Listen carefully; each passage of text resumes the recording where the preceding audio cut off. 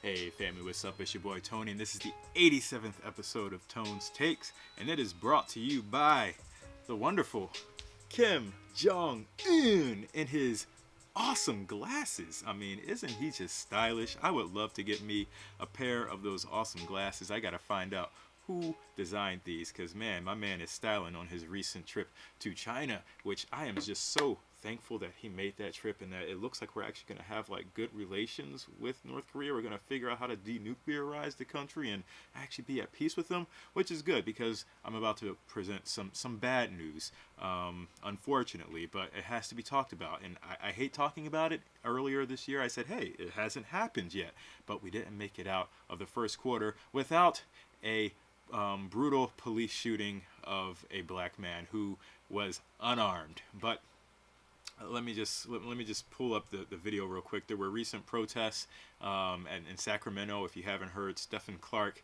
was shot at least 10 times. Some say up to 20 times. I will not show that video. And then, of course, this was basically the protest that happened. Let me play this video for you. It's about a minute long, so we can just all kind of watch it together. When his brother, Stevante Clark, basically ended up at the Sacramento City Council meeting and turned it into a protest. And there have been numerous protests in Sacramento, mainly blocking roads, and then a couple of Sacramento Kings basketball games. But let's watch this video real quick.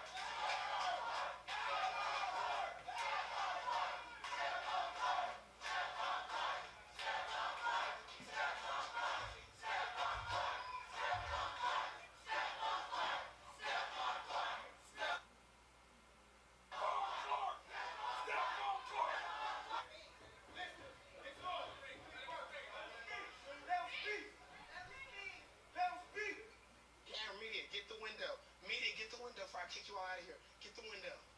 Get the window, I said. Okay. Stevante? Hey, shut up. No, Stevante. Y'all hear me? He's the mayor. Enough. Do y'all got my enough? Now.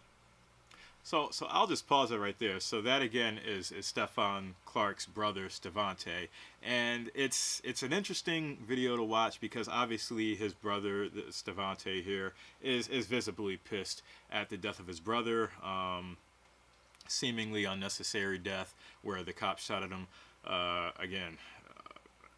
At least 10 times from the video that I saw and watched, and it turned out that he was only holding a cell phone, and there have been numerous protests all in the name of Stephon Clark. And this protest in particular, I mean, I really don't condone breaking into a city council meeting and pretty much hijacking it and turning it into, you know, sort of that spectacle, but he's trying to get the word out. He's trying to get the word out of this, what it seems like is just injustice. It's injustice, and it's crazy that it keeps happening. So this was on March 18th, and then if I can just go back to my wonderful PowerPoint presentation and get rid of Kim Jong-un, this of course also happens. That's Stephon right there, who was killed on March 18th, and then just was it yesterday or today, if you don't remember, Alton Sterling, he was killed by police officers in Louisiana after they pinned him down, and then they shot him as well. And it turned out he did have a gun, but was he able to even access it? The police had him pinned down, and then the police officer pulls out his gun and shoots him. Was it necessary? Was it necessary to use the level of violence against these two men? And that's where I'll kind of leave that debate. The next thing I really want to talk about, which kind of goes with it, and I see these shirts, I guess, going around. The NBA players are wearing it, which it has Stephon Clark, hashtag Stephon Clark in the background, and then on the front of it, it says, accountability, we are one. And to me, I think it's great, but I also feel like we need to do more. We need to have the level of protests that Stevante had for his brother going and hijacking a city council meeting. It seems like it only happens when things like this happen. When it is police brutality. That's when Black Lives Matter hits its peak, hits its stride, and all those things. But if we are really, truly being accountable for each other, we got to be doing a lot more. And there's this wonderful Root article by Michael Harriot. It came out October 3rd of 2017, and it basically says why we never talk about black on black crime and answer to white America's most pressing question. And if you get a chance to read it, please take a look at it, because it brings us some awesome FBI statistics that basically show, look, black on black crime happens just as much as white on white crime, so it's not a thing. It has nothing to do with what we're talking about, and that's the police brutality. It's the reason why Colin Kaepernick took a knee, and we actually do talk about it all the time. We do talk about black crime. We have, as this article puts it, numerous Stop the Violence marches. We have demonstrations against, we have unity rallies and peace picnics that happen, on a daily basis, and Scared Straight programs for at-risk youth. But it just, to me, it just doesn't seem to be working, because we as African Americans just seem to be stuck in the same cycle. And it's more of a, it's not even a cycle in the fact that it's because we're black. It's a poor thing, and that's again what this article also talks about. There's socio-economic factors, because as this article points out, there is just as much, if not even more, violence in poor urban white communities. And so it's not a black thing. It's a poor thing, and unfortunately a disproportionate amount of African Americans live in poor communities. But still, we have to do more.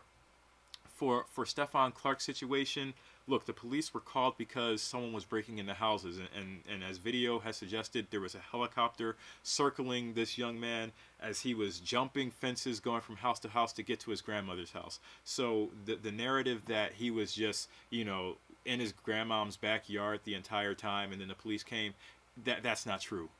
The video footage clearly shows that he was in someone else's backyard, hopping a fence to get back to his grandmother's backyard, and that's when he got shot. It looked like he was trying to approach the police, which, again, to me, if you are black, we need to do certain things that do not paint us in a bad picture. Being out at night, jumping fences, breaking and smashing car windows and house windows, that's not what we need to be doing. That's not what we need to do. There's an awesome Onion article out that said, and it's funny because the Onion is just becoming more of a actual newspaper, but basically it said, that this guy was arrested because he was black. He shouldn't have been black.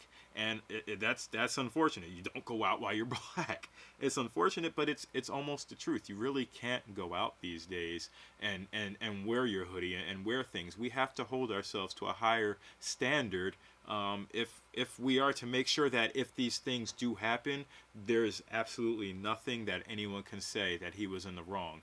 And so that's really where I'll leave this. I know it was pretty much a loaded video, but I want to keep it under 9 minutes. But yeah, let me know what you guys think about this, about Stephon Clark, about the accountability in our communities, and where do we continue to go from there. Hopefully this is the only story that I have to cover like this today. I was hoping to get through the first quarter of the year without one of these stories, but it happened, and I'm going to cover it when it does happen, and I'm just going to give you my honest take.